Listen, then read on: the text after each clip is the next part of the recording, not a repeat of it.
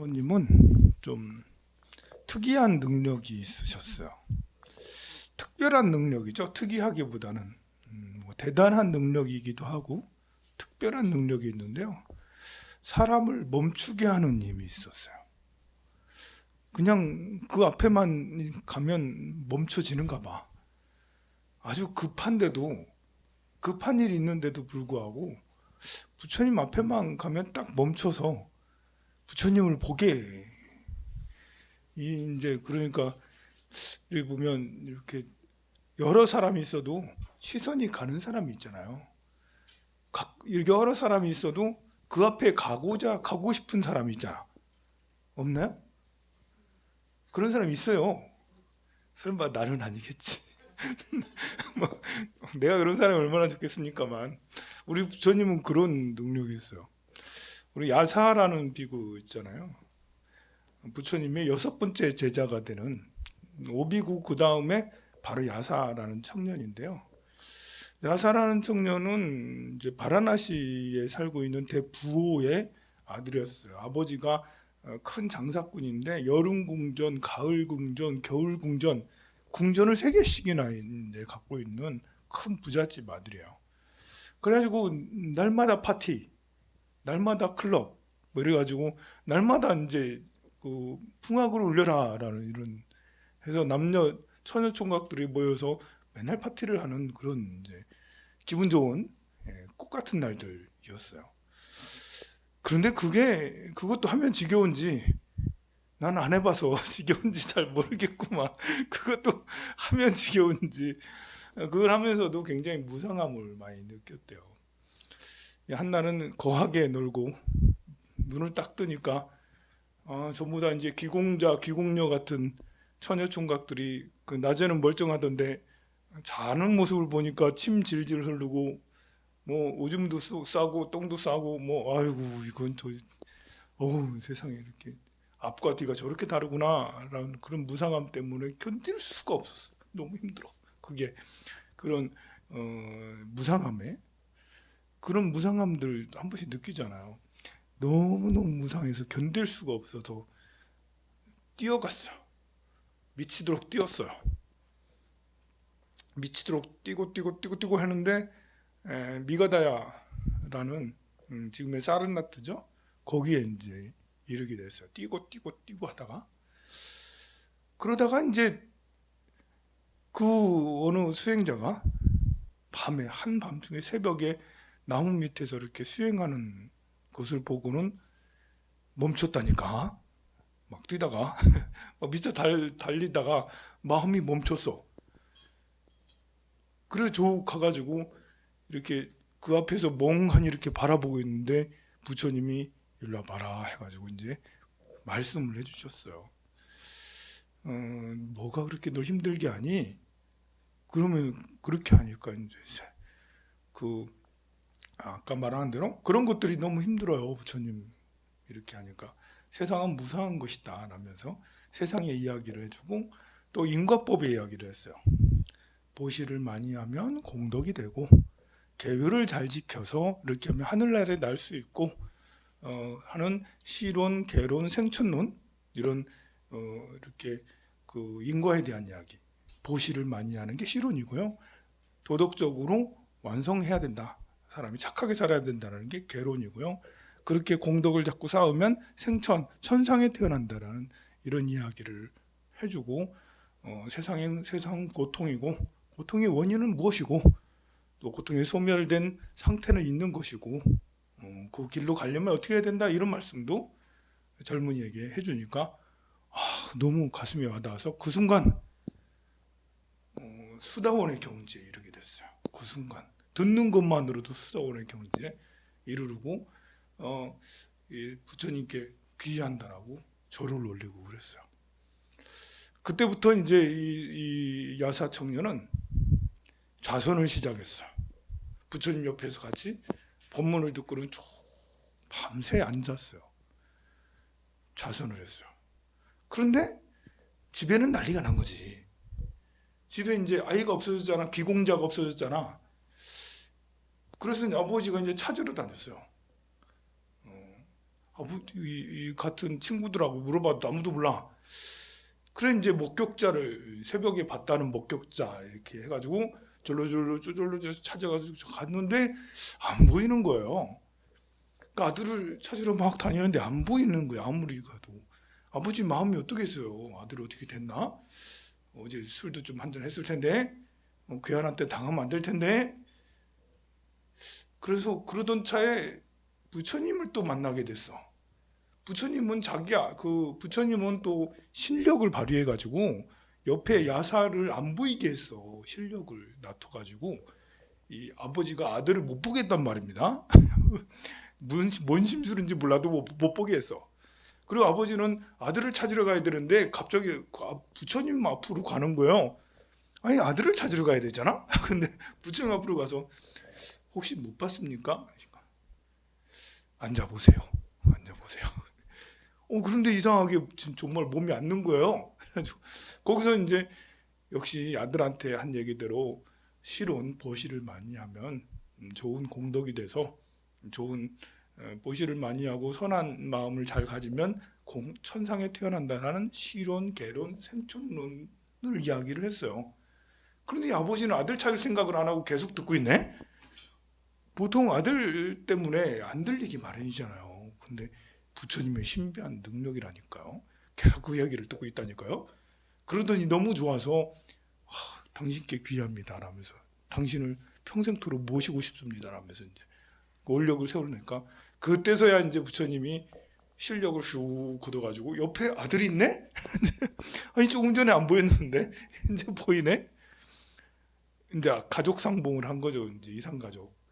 가족 상봉을 해서 아들아 여기 있었구나. 너희 어머니가 지금 울고불고 난리 났다. 엄마한테 좀 가자 했더니 아들이 저는 이제 속세를 떠날 것입니다. 속세로 다시 돌아가지 않을 거야. 옆에 훌륭한 분 보이시잖아요. 나도 저러고 싶어요. 그러면서 나도 속세를 떠나서 이렇게 수행을 하면서 살고 싶다라고 하니까 아버지가 뭐 이렇게 스승님을 봤잖아. 안심을 하고 돌아가서 부인한테 이래이래 설명을 드렸어요. 그리고는 아버지가 공양청을 했어요.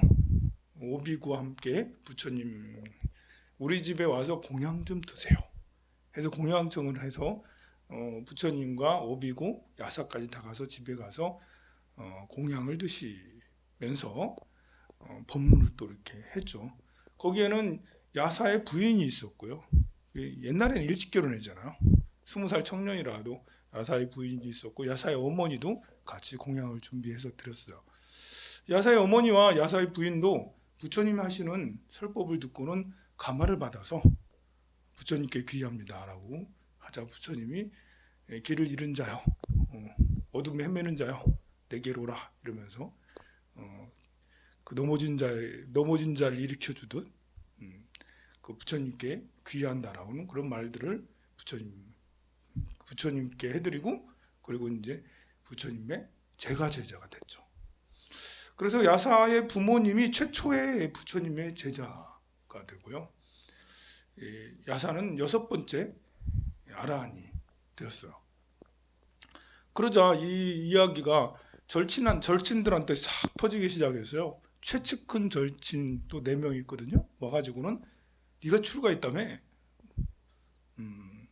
나도 할래. 가지고 같이 출가하게 되고 며칠 있다가 야사에 또 이제 이렇게 그 집안이 다 짱짱하고 그러니까 평상시에 이제 친구들한테 우상이었어요. 나머지 50명도 나머지가 아니라 여러 50명도 같이 함께 또 출가를 해서 이렇게 부처님 제자가 60명이 이렇게 넘고 61명 이렇게 됐습니다. 그때 부처님은 이렇게 설법을 해요. 얘들아 모두 흩어져라 이러면서 한 사람도 같이 가지 말고 따로 흩어져라 이러면서 길을 떠나라 이러면서 법을 전하라.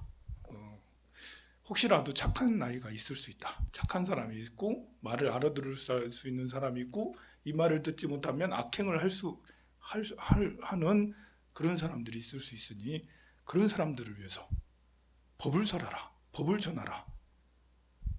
나도 우루엘라 숲으로 가리라 이렇게 가셨다라고 그래요. 그래 이제 부처님의 이런 능력 멈추게 하는 능력은 우르웰라로 갔거든요. 거기서 또 어떤 일이 있었냐면 이 왕족이 우르웰라 저 근처에 왕족들이 놀러 왔거든요. 야유회 왔어요. 부부 동반으로 30명의 왕족들이 부부 동반으로 왔어요. 그런데 이 부부가 되지 않은 아직 총각이거나 아니면 부인이 죽은 사람도 있잖아. 아니면 사피치 못해서 자기 부인을 못 데려온 그런 경우가 있는데 그런 경우는 이제 기녀를 데리고 왔어. 애들이 한참 놀다가 노는 것도 힘들잖아요. 힘 떨어지고 그러자 이제 낮잠을 잤거든요. 근데 그 기녀들이 잠 안 자고 여기저기 이렇게 다 뒤져가지고 훔쳐가지고 달아나 버렸어요. 그러니까 이제 보물들이 잔뜩 없어진 거야. 이 30명의 이렇게 남성들이 눈이 벌게가지고 우리가 잃어버린 게 얼마야? 이 놈들 봐봐라. 잡히기만 해봐라. 막 찾으러 다니는데 그때 또 부처님을 만났어요. 부처님의 신비한 능력이 있다고 그랬죠? 멈추게 하는 능력. 그냥 가면 길을 가다 보면 저절로 보게 되고 그냥 끌려서 이렇게 가게 되는. 지금 기녀를 찾으러 다녀야 되는데 부처님 앞에 가가지고 못 봤습니까?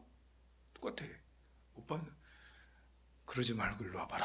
이러면서 지금 나를 찾는 게 중요하지 기녀를 찾는 게 중요하냐?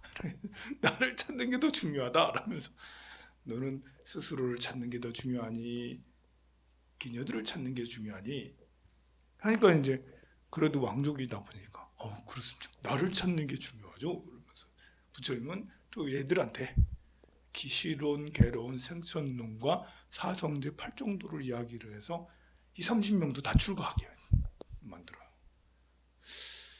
너무나도 놀랍죠. 또 이제 그런 게 전생에 통해서 많아요. 우리 수다타 장자도 그렇잖아. 수다타 장자도 저절로 부처님한테 끌려가가지고 그래서 이제 기원정사가 나타나게 된 거잖아요. 여러분들도 그런 능력이 있으면 좋겠죠.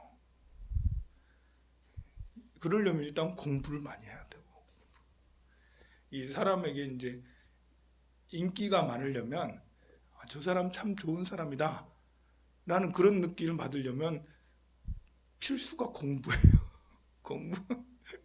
학문을 많이 닦고 연마를 해야 돼요. 책을 많이 읽고 인문학 공부를 하고 뭘 많이 외우고. 공부를 하면 아무나 공부하는 게 또 아니에요. 그런 자질이 있는 사람, 인기를 얻을 수 있는 자질 있는 사람을 공부를 좋아하게 돼요. 그런 사람이 진짜 공부를 열심히 하면 사람들이 그 사람 참 좋은 사람이다 라고 다 좋게 생각을 해요. 게다가 이제 이렇게 도까지 높으면 명예가 이제 있잖아요. 그러면 이제 그럼 딱 이렇게 가다가도 시선이 딱 그냥 사랑스럽고 참 인상 좋고 이것만 있는 게 아니라 주목받아. 너 최고야. 당신이 최고입니다. 더 나은 사람 세상에 없습니다. 라고. 역시 이제 공부가 완성하면 명예가 이렇게 뚝 넓어져서 부처님과 같이 되고 그렇습니다. 여러분들도 사랑받으려면 공부를 많이 하세요. 제가 여러분들 이렇게 맨날 강의를 하는 이유가 뭐겠어요? 사랑받고 살으라고. 사랑받으면서 살려면 많이 듣고 공부를. 여러분들이 앉아가지고 이렇게 듣고 있으면 듣고 있는 시간만큼 나중에 사랑을 받을 거예요. 오늘 오후에 받든 내일 받든 모레 받든 가까운 시일 내에 사랑을 듬뿍 받게 될 겁니다. 진짜예요. 진짜.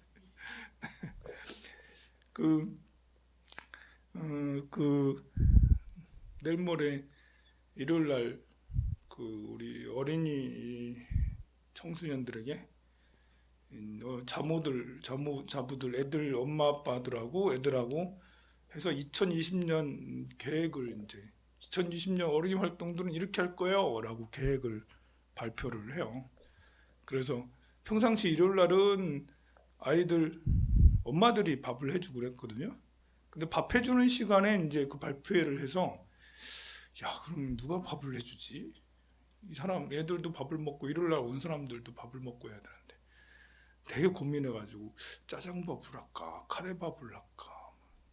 그래서 내가 짜장밥을 하려고 이제 밥은 밥솥에서 하고 그 짜장을 열심히 볶는 건 내가 볶아야겠구나 해가지고 일요일 날 오전에 그거 하고 나서 발표를 하려고 그래요. 여러 가지 프로그램이 있는데요. 그 중에 이렇게 유튜브 알아보는 프로그램을 진행하려고 그래요. 요즘에 대세가 유튜브잖아요.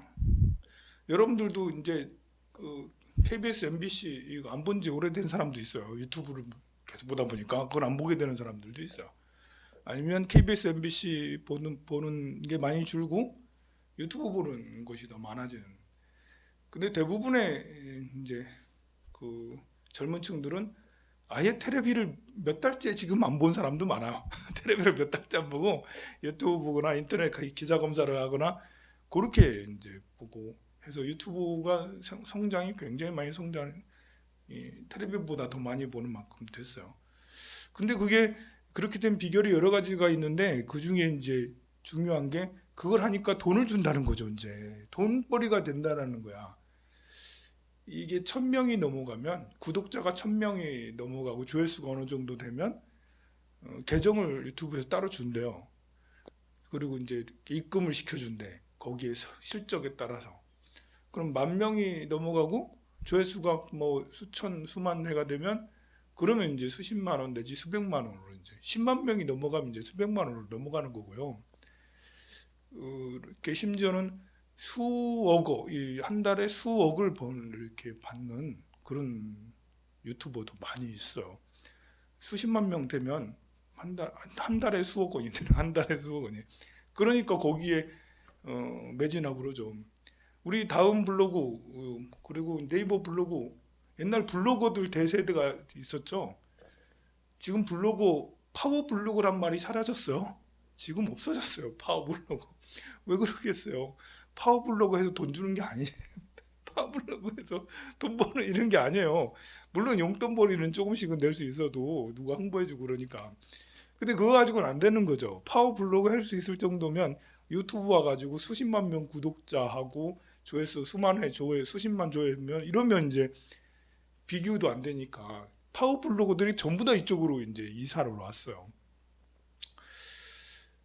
현재 가장 핫한 이제 핫플레이스 핫한 지역이 유튜브 개통이니까 우리 아이들이 유튜브만 엉뚱한 계속 게임 중계 유튜브만 볼 게 아니고 유튜브를 좀 알아보자.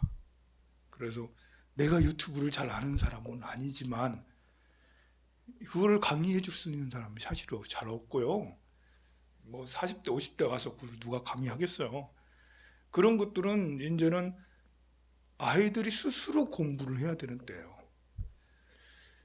예전에는 어른들이 아이들을 가르쳤어요.